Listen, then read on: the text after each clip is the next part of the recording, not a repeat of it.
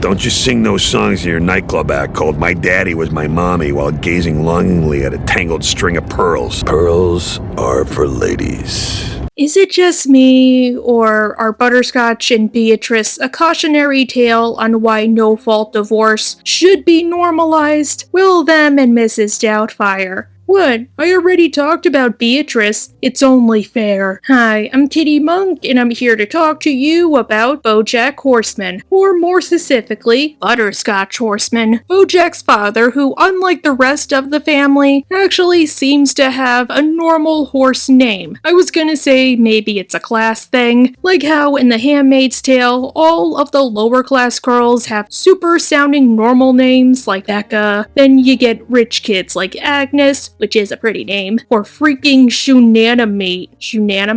But then again, Beatrice's brother is named Crackerjack, and her mother is Honey. Maybe it just depends. Now, Bojack Horseman is famous for deconstructing a lot of sitcom tropes by applying real-world logic to them and dialing up the harm by a million. Butterscotch fits neatly into this role by being a deconstruction of a typical cartoon father, kind of. So, let's discuss. In cartoons, fathers are typically abusive a-holes, but they're funny, so 9 times out of 10, we let it slide. Doesn't mean they aren't abusive, especially if this were the real world. Per Meg. And when you're not terrorizing the community with your impulsive escapades, you're being a total jerk to your family. If someone in the outside world could see the way you treat me, you would be in jail. Now, I like this idea. I really do. I mean, they kinda did something similar with Beatrice and the cigarette. In any other show, this would be funny. In fact, when I first read the scene quote by quote on TV tropes, I thought it was a funny cutaway. But in Bojack, it just permanently scars him and makes him unable to cry in front of other people. Or the fact that Bojack was the only kid who did not get diddled by a teacher. And when he came home unscathed, Beatrice was like, oh, I guess nobody wants you. The thing is, I want y'all to see how often I'm referencing Beatrice compared to her husband, when the entire video is meant to be about him. A problem with Butterscotch is I feel like the show forgets he even is a character majority of the time. Yes, many of Bojack's problems stem from his mother, but much like Alador Blight, that doesn't mean Butterscotch wasn't a guilty party. For example, as a teenager, Bojack had to go bring his father his dinner when his father was working late. This was before working from home was a thing, and likely also ordering out, and he came upon a ghastly sight. Dad? There it is. Coax it out of my sheath. Ew, don't Google that. Just watch the dressage episode from South Park, or the one with George R.R. Martin. And to keep Bojack from telling his mother that his father was playing Sword and the Stone with his secretary, he gave him a drink, a strong one that he knew Bojack would not be able to handle. Sweet. Here's to our first drink as father and son. Then, after Bojack woke up, he guilt-tripped him into keeping quiet. I think your mother would be very disappointed in you. I'm sorry. Maybe it's best if we both just forgot about everything that happened tonight. Okay, buddy? Not to mention, in Free Churro, he considered it a burden to have to pick up his own son from soccer practice. She went to see a doll's house with a couple of girlfriends, and now she has ideas. She'd furthermore locked herself in the bedroom to weep. Loudly. That's when you know they're doing it just for the attention. You know, I want to zoom in on this moment. Sorry, just as I said in Beatrice's video, the reason she always references Ibsen is because he was a major feminist writer, in a super controversial kind of way. In A Doll's House, practically his magnum opus, was about a woman realizing that she's trapped in a marriage that brings her nothing but torment, and she only married because society told her to. Worse yet, when she decides it's time to leave, she ends up having to abandon her children because of the standards of the time, which would basically be Beatrice and Butterscotch. Instead of seeing her breakdown for what it is, her realizing her life was full of mistakes, and that her and Butterscotch are trapped, he just gets angry that Beatrice isn't being a happy, peppy housewife. So, here I am, being your mother. which I know is giving you all sorts of mixed up ideas about gender while your brain is still loose and stupid. And he calls himself a writer. What a poser. I mean, I'll be honest, I've never read A Doll's House. I've only read Hedda Gabler, and even I got the connection. However, we should also take a look at his backstory and what we did and did not get. Unlike Beatrice, Butterscotch was a working class man. However, much like Beatrice, his mother died when he was young, but literally died, not died in the metaphorical sense. It led to him developing a mommy quirk, aka an Oedipus complex. Mine did. I'm very sorry to hear that. I was little. I don't remember really. But she had a diamond just like yours. I saw it in a picture once. And considering the twist with Hollyhock, I don't think he was lying. So Let me guess. He said you reminded him of his dead mother. he said she had hair like mine. He saw it in a picture once. Butterscotch had big aspirations of being a writer, moving to San Francisco back when you could actually afford to live there, and being a writer. He first met Beatrice when he crashed her debutante ball. Is that still a thing? And why does he sound all weird here, like his voice has a filter? What's your interest in them? What's my interest? They're the greatest minds of our generation. I'm heading west to join them because I'm one of the greatest minds too. He doesn't have that in any other episode. Is it because of Beatrice's dementia that she's hearing Bojack's voice through her husband? Or it's weird. Now, like I said above, I feel like they kinda did Butterscotch a disservice by pushing him off to the side, because there's a lot we don't know about him. For example, unlike Beatrice, did Butterscotch actually have a good childhood? Nigh rarity in this world. It's like catching a shiny Lugia, albeit with the shadow of his dead mother always lurking. Or there's the fact that Butterscotch apparently had a sibling who lived to adulthood. He had a brother who was a beloved uncle to Bojack, and the only family member he seems to remember, and that rhymes, with fondness, even if said uncle probably ended up on some kind of list, as he did give his own nephew a nudie mag. Who was she? Wait a second, does this mean Bojack has cousins? Butterscotch and Beatrice made a quick connection, based on their mutual love of beatnik literature and breaking conventional rules, and he told her about his hopes and dreams. I'm writing the next great American novel. Oh, what's it about? It's about truth, it's about war, it's about the twilighting frontier of the lives that were promised us. But what's the story about? Well, I never claimed to have the whole thing sorted out just yet, did I? When can you get it out? Can you give me a log line at least? This is how you pitch stuff. At the time, Beatrice was being pushed to marry the wealthy Corbin Creamerman, who, as the name implies, was heir to a massive cream company. Ew, gross. The thing is, Corbin was an awkward little beast. I'm sorry to interrupt, but we have to do the thing now? Where we do the things? Oh, right. Whereas Butterscotch, he looked like a scruff. And guys, us ladies love scruffs, especially if they have beards. Not Duck Dynasty beards, those are gross. So he seduced this recent college graduate by getting into her skirts. Believe me, there were many.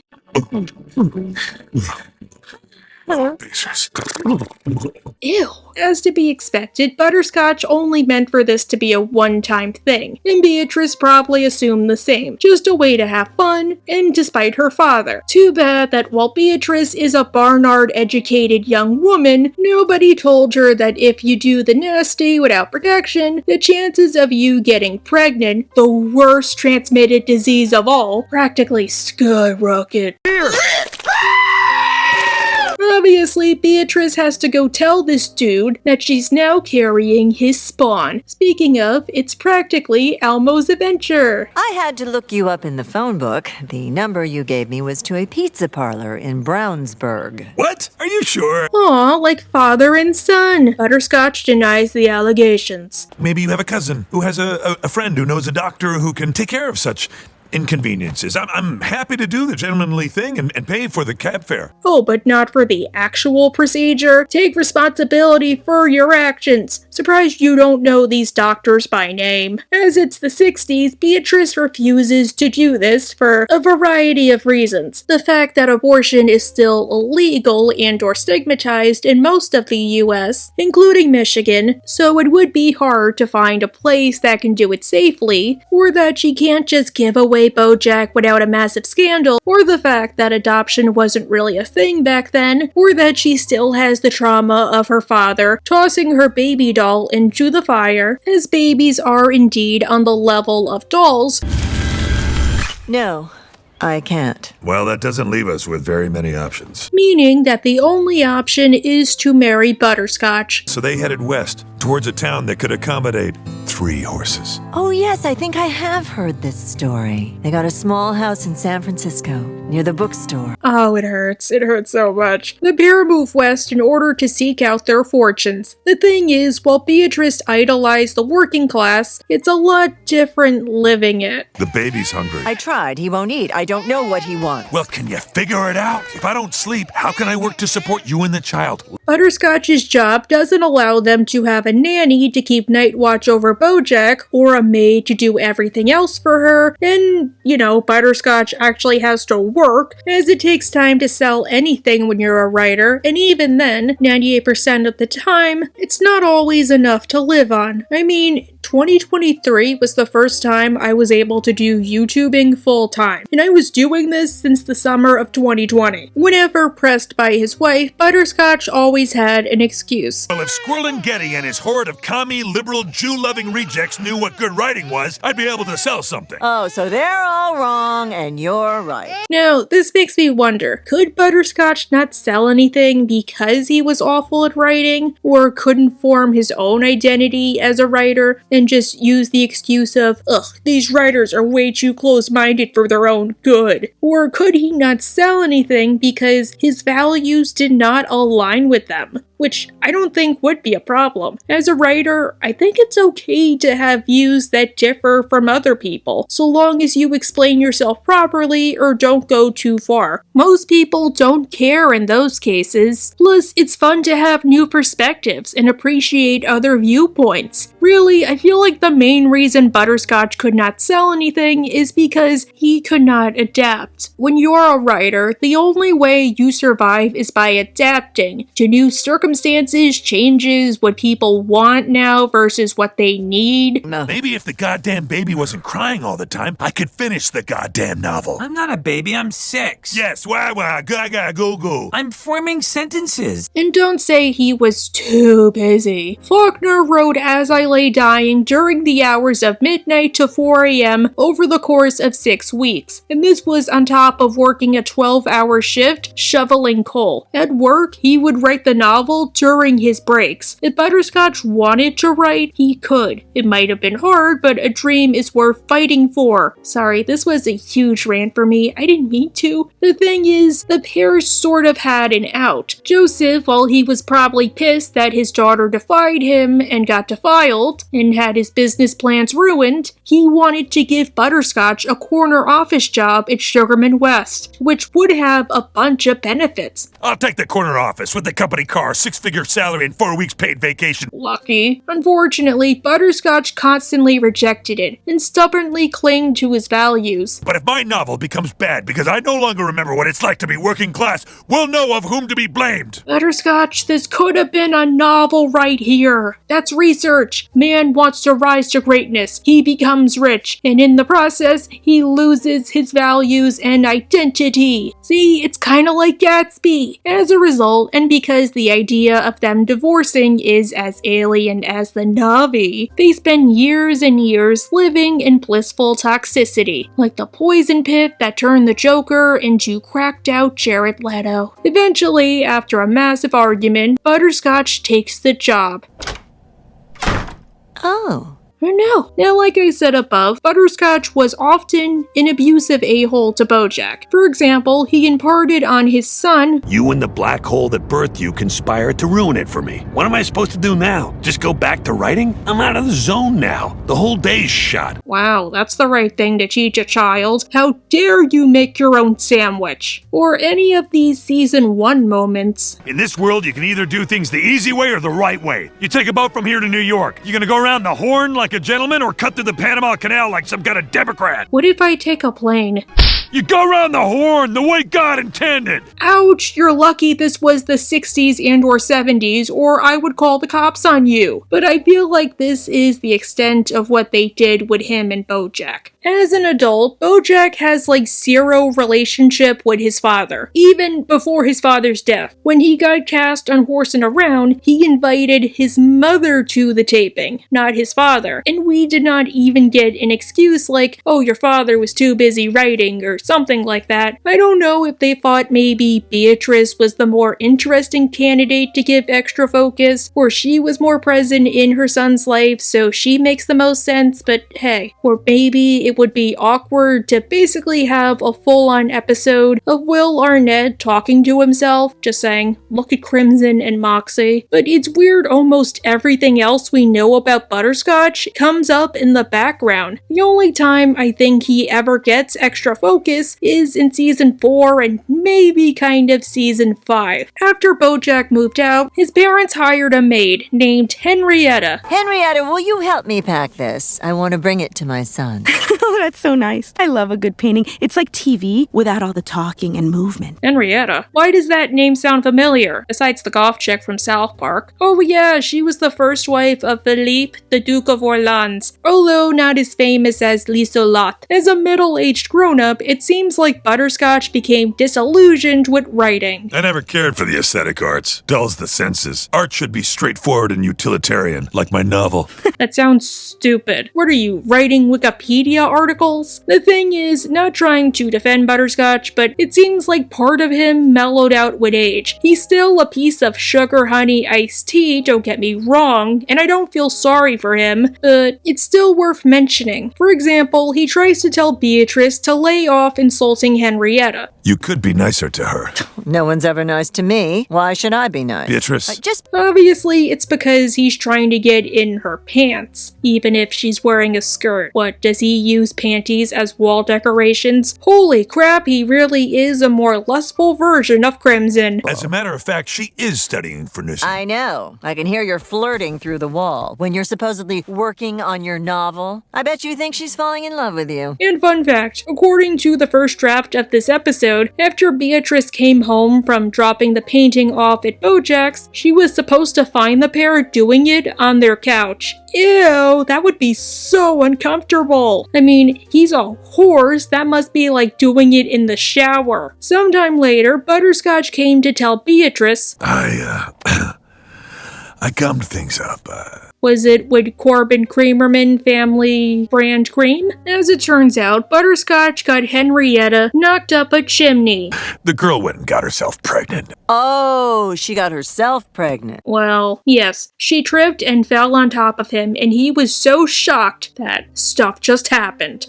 It seems like he still has not learned that whenever you have relations with another woman, you wrap your rascal every single time. But this is the type of world where, wait, why am I making these jokes? I need my mind scoured with mind polish. After this video, Catherine, go get the sponge. Much like before, he tries to persuade this woman not to have the baby, but she refuses. You think I enjoy groveling to my own wife hat in hand? Sorry, I like this little moment, like, oh yeah, he was wearing a hat. I forgot. If you weren't so neglectful in your wifely duties... Let's be honest here, you did not ask her to do her wifely duties, so maybe it's your fault. But it seems like when pushed into a corner, he admits his faults, kind of. Please, just fix this for me, please.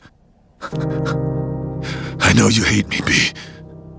But please, just think of the poor girl. Again, Butterscotch is an a-hole, and it's alright not to feel sorry for him, but this was weirdly sweet. Like, he realizes, oh crap, I effed up, and now she's gonna have my life. In a way that's slightly more than Bojack ever did. If a date ever turns up pregnant, Bojack just sends them a check labeled Bojack's half of the abortion, and then cuts all contact with them. Which I know Bojack wonders if any of those women really did keep the money, but part of me wonders if he learned that trick from his father. Because if so, damn dude, why do we never, get a follow-up with that? At least Rusty tried to be there for Nikki, spoilers. While Beatrice can't persuade Henrietta to terminate the pregnancy, she does persuade her to compromise. She and Butterscotch will pay for her nursing school tuition, and likely also her hospital bills. And Henrietta will give the baby up for adoption, and have absolutely no contact with it.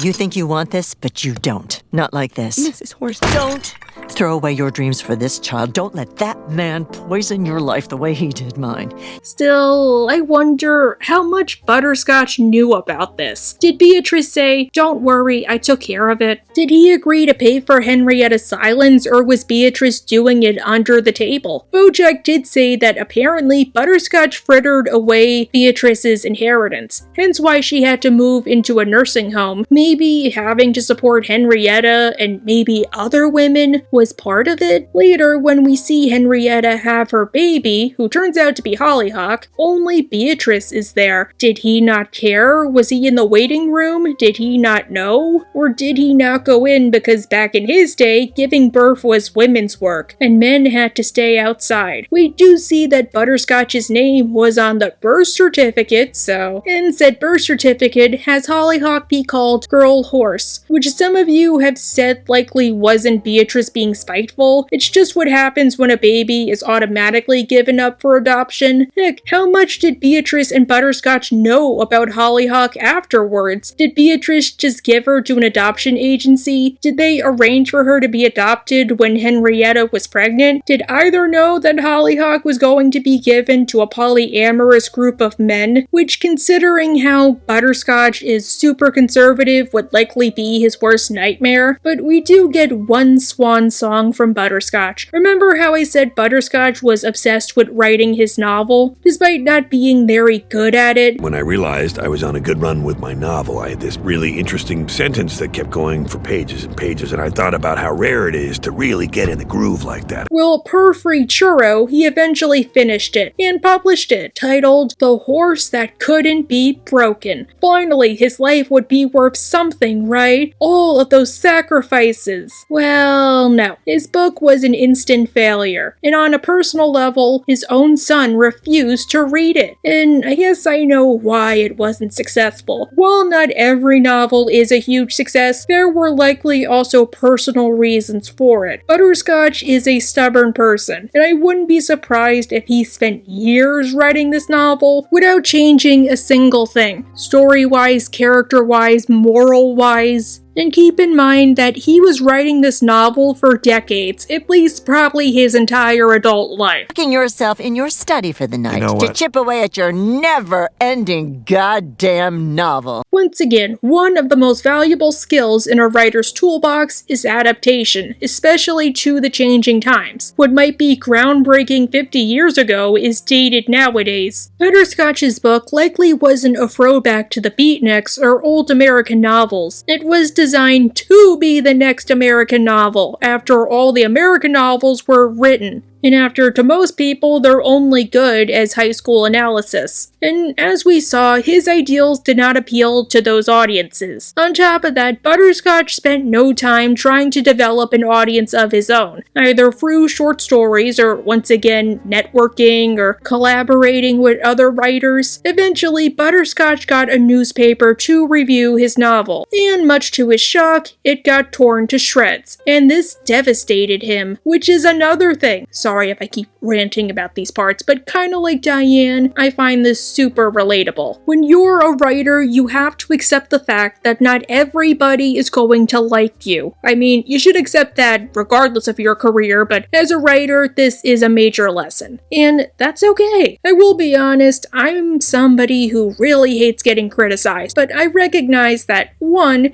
it's the only way to get better, and 2, sometimes that doesn't always matter, to put it one way. You have to learn to separate the people who are really critiquing you with actual critiques that mean something versus the haters. And even with the haters, there sometimes is a nugget of wisdom. It's complicated. I don't know how to put it. As it turns out, this awful crappy novel led to Butterscotch's death. He eventually created a contest, saying that whoever did not like his novel, he would duel, Hamilton style. At dawn, guns drawn, but nobody was on. Even if Butterscotch offered to pay for the airfare, part of me thinks it would be first class, and put them up in a hotel. Again, probably something like the Four Seasons or the Ritz. As it turns out, one bloke in Montana took him up on the offer. For some reason, then again, I feel like this could have been a national story. Father of Bojack Horseman has proposed a deal, or something along those lines. Makes me wonder. On Halloween 2009, Butterscotch and this random dude went to Golden Gate Park for the duel, because I'm sure that's totally legal, and they had a doctor, who would of course turn around so he could have deniability, when suddenly, at 5 paces, Butterscotch wondered, "Did you really read my novel?"